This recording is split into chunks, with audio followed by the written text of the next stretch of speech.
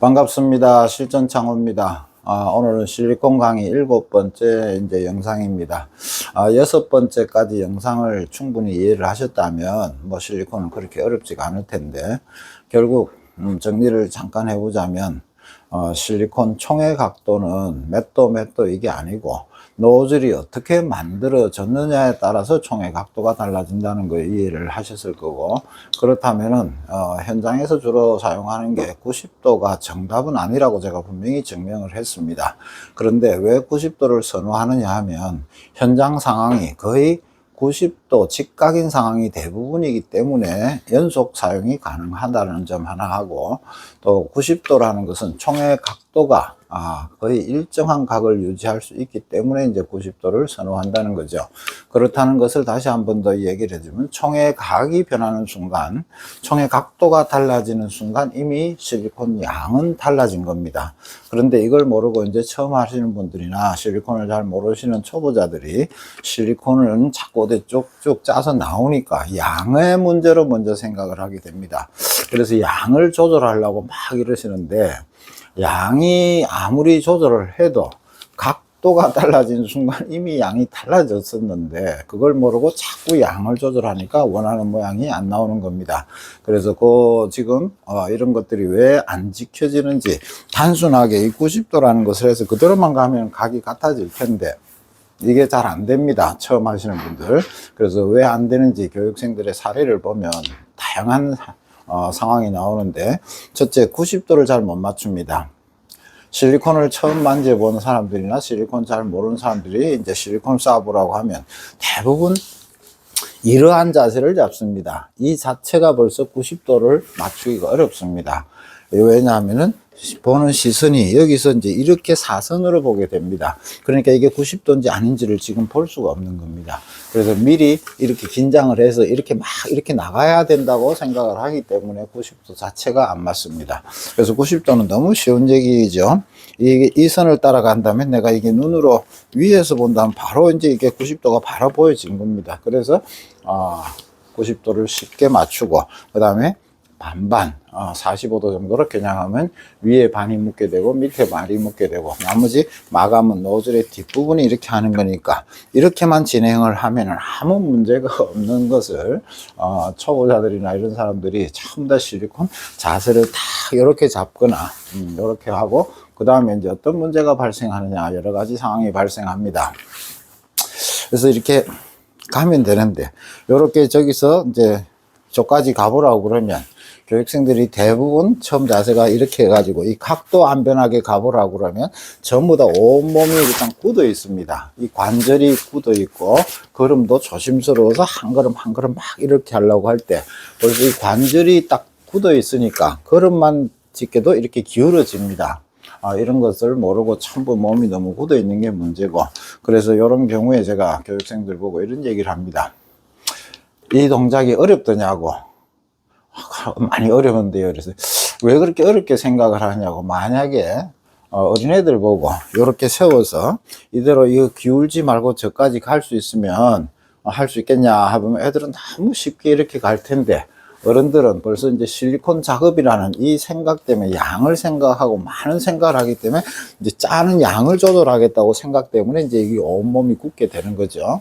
이런 동작. 그래서 그냥 애들처럼 편안하게 이렇게 가면 각도 유지가 일단 기본일 텐데 요거를 못 지키는 경우가 많습니다. 그 이유가 몇 가지가 있는데, 첫째, 생각이 막 눌러서 가려고 하니까 노즐도 망가지고, 짚으면서 가야 된다는 생각 때문에 이렇게 기우뚱기우뚱거리게 됩니다.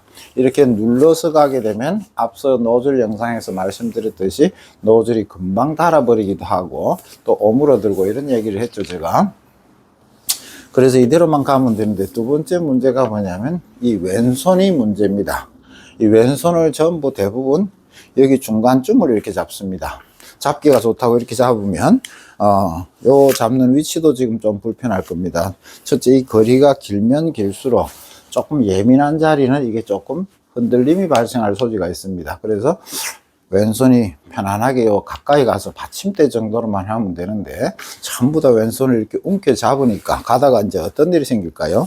이게 힘이 들어갑니다. 그래서 이걸 막 누르고 짚게 됩니다. 이렇게. 이건 조금이라도 밀리게 되고 당기게 되고. 그래서 왼손은 아무 필요가 없는 건데, 얼마든지 실리콘은 단순한 거죠. 각도만 지키고 요 양만 나오면 되는 거기 때문에 얼마든지 내가 원하는 만큼 짜서 얼마든지 한 손만 갖고도 이렇게 얼마든지 될 것을 굳이 왼손이 어떤 큰 일을 하는 것처럼 꾹 움켜쥐고 있으니까 막 누르게 되고 밀게 되고 약간의 변화들이 생긴다는 거죠. 그래서 이 실리콘 왼손 자체가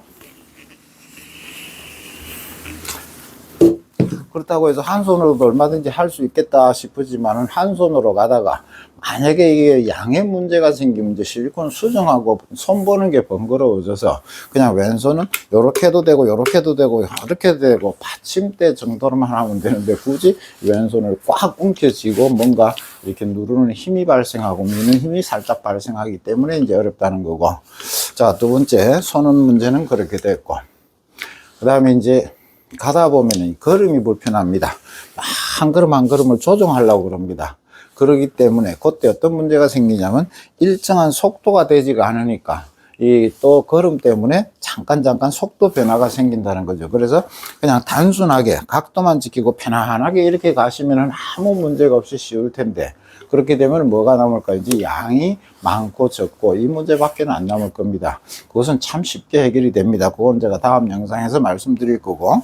그래서 이게 온몸이 굳지 않고 그냥 진행만 편안하게 이렇게 하고 요 방아쇠 양만 생각하면은 실리콘은 아주 간단한 겁니다. 그렇게 어떤 불편한 자세들이라든지 왼손이라든지 뭐 요것만 집중할 수 있는 거, 이게 이제 직선 갈 때 뭐 어디나 마찬가지죠. 반대로 가거나 내려가거나 올라가는 것도 다 똑같고 각도만 먼저 지키고, 각도 지키는데 불편한 요소가 뭔가 이게 다 제거가 되고 요 방아쇠 양만 생각할 수 있으면 실리콘 작업은 너무 쉬울 거 아니겠습니까? 그래서 요 양만 느껴서 각도만 지키고 얼마든지 편안하게 지금 이렇게만 진행하면 실리콘이 쉬운데 전부 이제 막 이런 거죠. 무슨 말인지 충분히 이해를 하셨을 겁니다.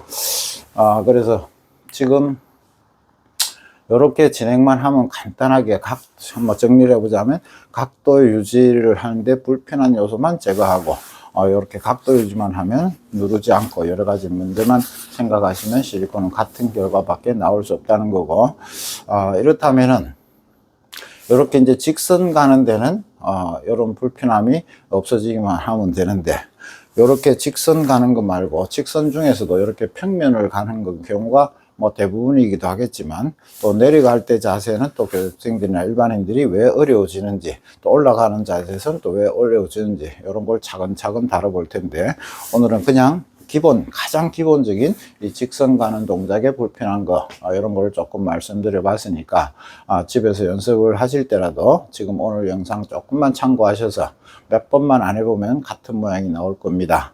오늘은 여기까지 하겠습니다.